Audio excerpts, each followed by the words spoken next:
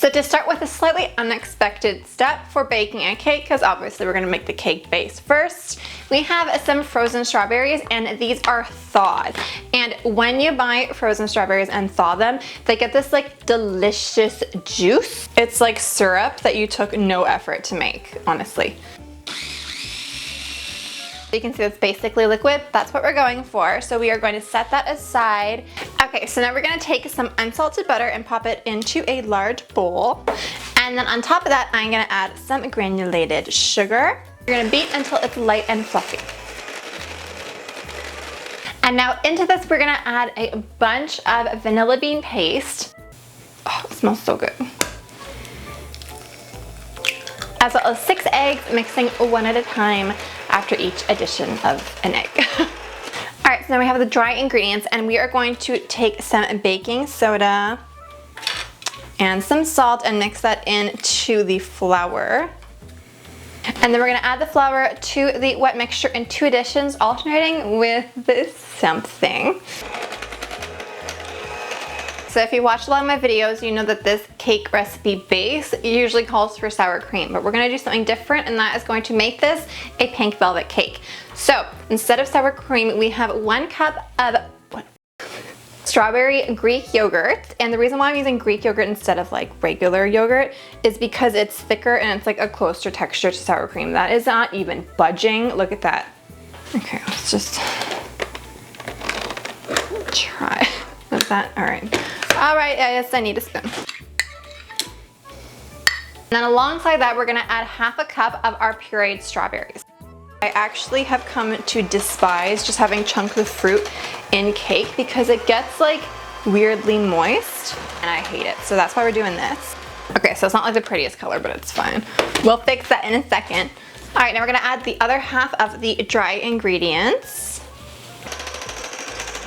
Okay, so it is nice and mixed together, but this is not like a cute pink velvet color. It tastes like pink velvet, but it's not the right color. So I'm gonna take some pink food coloring and some red food coloring. This is important. This is gonna kind of warm it up, and it won't look, you know, like it'll look more like food and not just like a cool toned pink.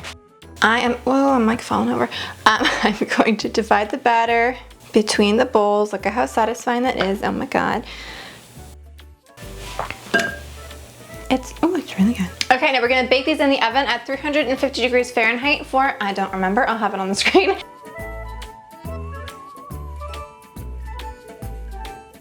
And this little freshly groomed beast was walking around trying to get some crumbs. He's like shamed out of looking at the camera.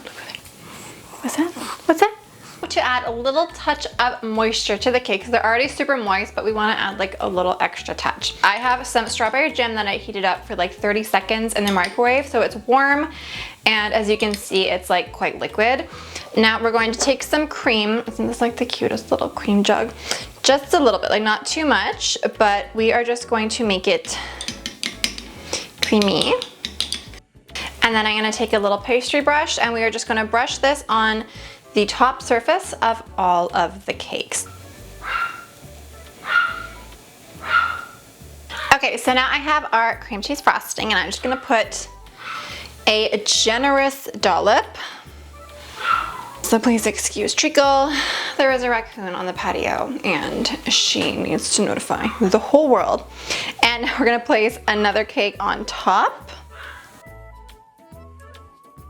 And for this cake that has, you know, like the brushing, the liquid on top, I'm actually gonna flip it over so that that doesn't get on the buttercream on the outside, because we want it to be pretty. Okay, so now I'm gonna pop this into the fridge for about 15 minutes, and that will cause the buttercream to stiffen, the opposite. Then the crumbs will get trapped within the frosting and they won't budge.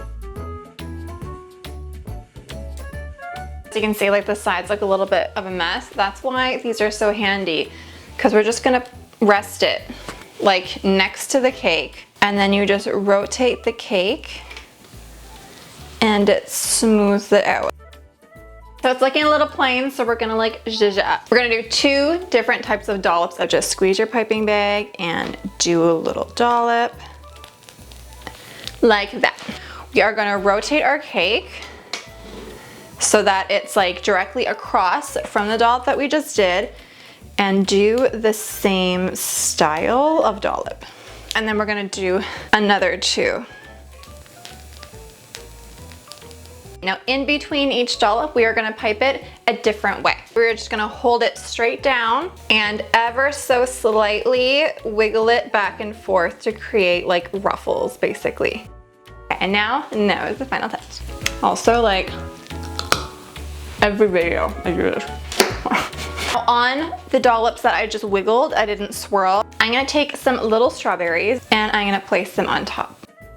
So now it's time to slice and see the really, really pretty pink inside. Look, it's so pretty. All right, this is terrifying, but we can do this. 1, 2, no, I'm not ready. Oh my God. All right, let's take a bite. Ooh, look at how supple. That's a weird descriptor for a cake. It definitely tastes like strawberry. It's a very mild strawberry cake. Kind of tastes pink. Obviously the cream cheese frosting is fabulous. That I would like live in a bowl of that. If you would like a actual red velvet version, full red velvet, I'll link it over here. It's like Christmas theme, but like you can just omit that part. And I will see you guys in the next video. Bye.